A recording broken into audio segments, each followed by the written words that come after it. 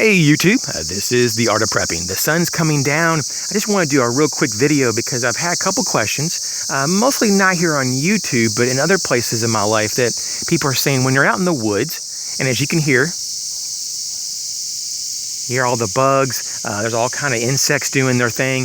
Sometimes there's animals crawling around, God knows what, birds flapping, maybe you're in a windstorm and trees are swaying.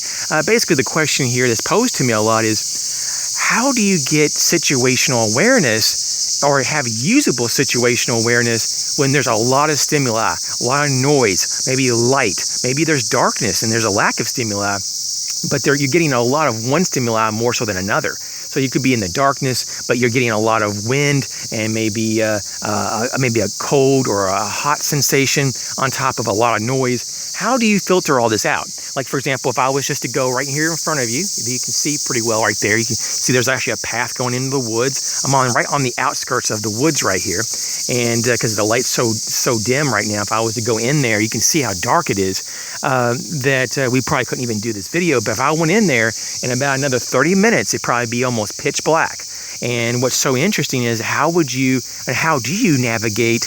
And this is the question, especially, obviously if you have a light on, you want to make sure you can try to illuminate your area so you don't have any injury, because accidents are a big proponent when you're out in the woods. And of course, you don't want to step on snakes or anything else that could be a threat. Maybe a sinkhole or maybe some kind of root system that you could trip on and so forth. So illumination is important, especially if you don't have a campfire going. Turning your headlamp on is key. Now, in terms of noises and stuff, I'm not saying put earplugs in or dampen it, but because you want to maximize your ability to hear around you, so you can have the most earliest warning possible if there's actually a real threat. Like in this area, there's some actual predators that would be deadly to me personally, and if I didn't have enough warning either to see them or hear them, because I don't think that for me personally I would be able to smell them most likely, because human smell isn't so great compared to a lot of animals. I could be in big trouble if I couldn't see or hear. So what I do personally is I scan to the right and to the left. I may have talked about this once before, maybe in some older video, but I do this thing when I used to work around lifeguards. It's called a 10-20 scan.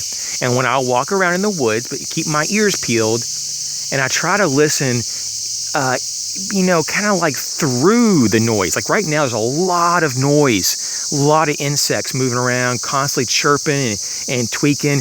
And if you can just kind of, you acknowledge that sound, but anything that deviates from that sound, listen through it. And if there's like a crackling or maybe a rustling noise, that's what you should pay attention to. So you have to filter it the best you can. But in terms of your scan, you do this 10-20 scan is what I would call it. And you look side to side in a nice rhythmic pattern as you walk, real slow and calm, nothing erratic like you're freaking out, but you want to just have it cover your area, and it will be a pretty freaking solid 180 degrees. It's the best you can. And then maybe every 3 or 4 steps, maybe just kind of slowly tilt your head to the side enough to get a pretty good glimpse of maybe the additional maybe 90 degrees to your left behind you. And then maybe a few more steps ahead of yourself, throw your head back to the right and see that other 90%. So you can pretty much see behind you. Every few steps, you're going to see, an actual area behind you, and within a matter of, of 2 series of that, you'll see the entire area behind you. So it's basically being aware of not only things that you can hear that are out of place, but what you see and how you see when you walk, in particular behind you. Some people actually, they walk maybe 5 or 10 steps, stop, and then they'll do like a whole arcing of their body. They'll shift their body from one side to the other, and just kind of keep their neck a little straighter so they don't have a crooked neck or make their neck sore. Depends on how young you are and how everything works for you and your preference. But however you do it, sometimes you just have to look behind you. The same thing within the city too. If you're walking on a street and it's getting later at night, it's nothing wrong with slowly looking around in a non-paranoid, non-fearful way, just to kind of have awareness, to scan around. Same thing in the woods, nothing wrong with that.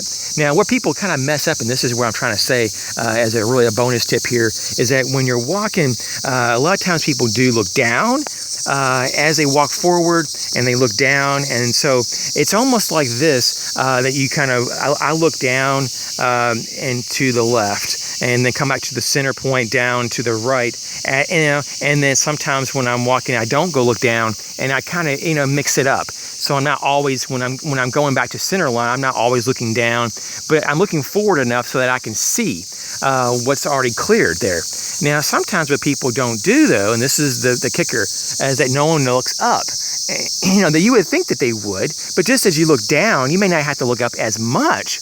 But depending on where you live, there could be snakes snakes do have a lot of times the ability to be on vines and branches. I'm not sure about your area, but I can tell you that some places that I've lived have had snakes in the trees. They're tree climbers. And so, that's up to you. Sometimes there's larger spiders and larger spider webs that are a little bit higher up. I'm just saying that you have to be aware of not only what's down to the side and to the side and even behind you, and then even the other side behind you, but also what's up. So movement and scanning of the visual horizon, the visual field around you is very important. This takes practice, and this is just something that takes some time. And then, of course, what you hear. Now, if you're lucky enough to have those awesome scent of smell, you incorporate that. But a lot of people have not developed that sense of smell. They pretty much, they just don't. I mean, we just normally don't have that keen sense of smell unless it's right in front of us. Now, it's different, though, if you're downwind and a bear's in front of you, and you can usually smell them or other different types of animals, especially if they're in heat. But for the most part, you just want to kind of get that a rhythm going.